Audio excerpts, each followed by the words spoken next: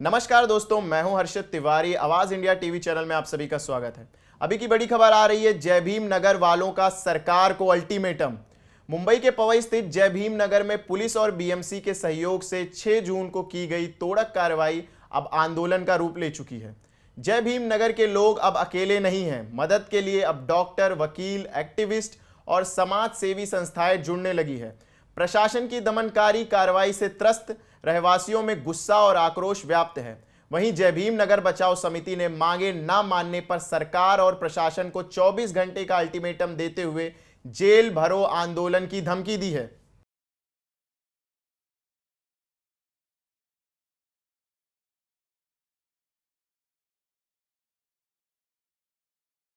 आह्वान जो है ये है कि कल शाम को और पिछले एक हफ्ते से आईएमडी ने एक अलर्ट इशू किया कि 10 तारीख को 9 तारीख को बहुत भारी बारिश होने वाली है। लोगों को घर से हटा दिया है। 1 जून से 30 सितंबर तक का क्लियर बैन है, सुप्रीम कोर्ट का ऑर्डर और महाराष्ट्र गवर्नमेंट के जीआर के हिसाब से कि घर नहीं तोड़ने चाहिए। अब लोग फुटपाथ पे हैं। तो आह्वान ये है कि 24 घंटे के अंदर इनके रहने की सुविधा होनी चाहिए। जो ज़मीन से इनको हटाया गया या तो वापस उसी ज़मीन पर इनको बैठाया जाए, नहीं तो विकल्प कोई पुनर्वसन किया जाए, नहीं तो विकल्प ज़मीन दी जाए। लेकिन लोग ऐसा खुले में बारिश में मरने के लिए या उनके बच्चे बीमार होने के लिए नहीं बैठे रहेंगे। तो 24 घंटे का समय है बीएमसी को। 24 घंटे ख़त्म होने के ऊपर हम लोग हमारे हिसाब से फिर एक्शन लेंगे। अब इसमें क्या एक्शन लेना है? नहीं, वो हम लोग सब कमेटी बैठ के डिसाइड करेगी। हम लोग कलेक्टर तक यहाँ से मोर्चा निकाल सकते हैं, हम लोग बीएमसी के ऑफिस तक मोर्चा निकाल सकते हैं। वो हम लोग हमारे हिसाब से फैसला लेंगे, लेकिन इसके बाद कुछ कार्रवाई या एक्शन होगा सरकार के खिलाफ। ये सुनने वाले कि आज आप लोग प्रोटेस्ट करने वाले हैं। हाँ, अभी हम लोग इंतज़ार कर रहे हैं। कुछ जो लोक प्रतिनिधि है उन्होंने यहाँ की कमेटी को अलग अलग बुलाया है। वो बता रहे हैं कि क्या विकल्प हो सकता है। तो जैसे ही सबसे बात होगी फिर हमारा चर्चा होगा और उस हिसाब से आगे का फैसला लिया जाएगा। आज भी प्रोटेस्ट हो सकता है। तो ऐसे यहाँ पे कितनी कमेटी है? एक ही कमेटी है, ये जय भीम नगर बचाओ समिति। कमेटी एक ही है, क्योंकि एक ही समय पे अलग अलग लोग बुला रहे हैं तो सब साथ में नहीं जा सकते।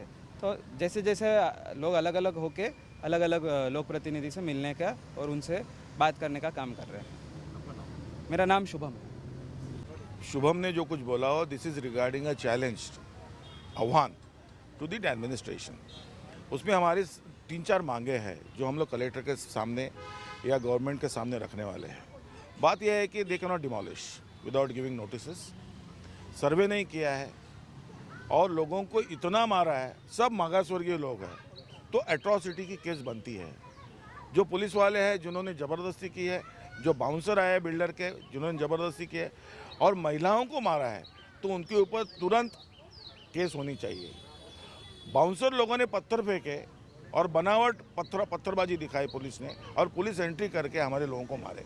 मारना तो मारना, कम से कम 70 लोगों के ऊपर 2 झूठे एफआईआर करके उनको जेल में बंद किया है। तो इससे हमारे 4 डिमांड आगे आई है। पहली बात तो लोगों को तुरंत छोड़ दो, क्योंकि उनका कोई गुनाह नहीं है।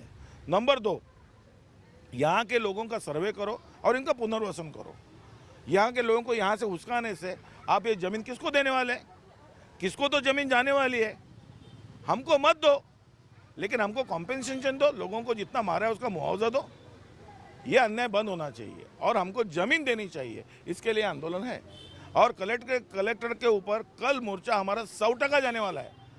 टुडे बीइंग हॉलीडे हमने कुछ बात नहीं आगे बढ़ाई है, लेकिन ये बढ़ने वाला है और कलेक्टर के सामने हम जाके वहाँ उपोषण करेंगे, वहाँ धरना करेंगे और जब तक हमारी मांगे पूरी नहीं होती है तब तक हम ये जगह छोड़ने वाले नहीं है।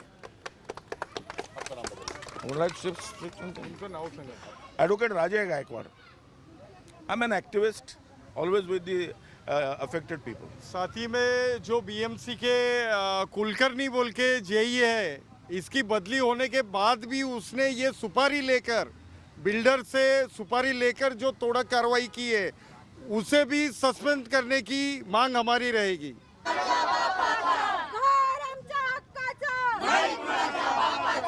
जमीन आमच्या हक्काची, हम हमारा हक मांगते, नहीं किसी से भीख मांगते। हम हमारी जमीन मांगते, नहीं किसी से भीख मांगते। हम हमारा घर मांगते, नहीं किसी से भीख मांगते। घरांचं पुनर्वसन झालंच पाहिजे, झालंच पाहिजे, झालंच पाहिजे, घरांचं पुनर्वसन झालंच पाहिजे, झालंच पाहिजे, झालंच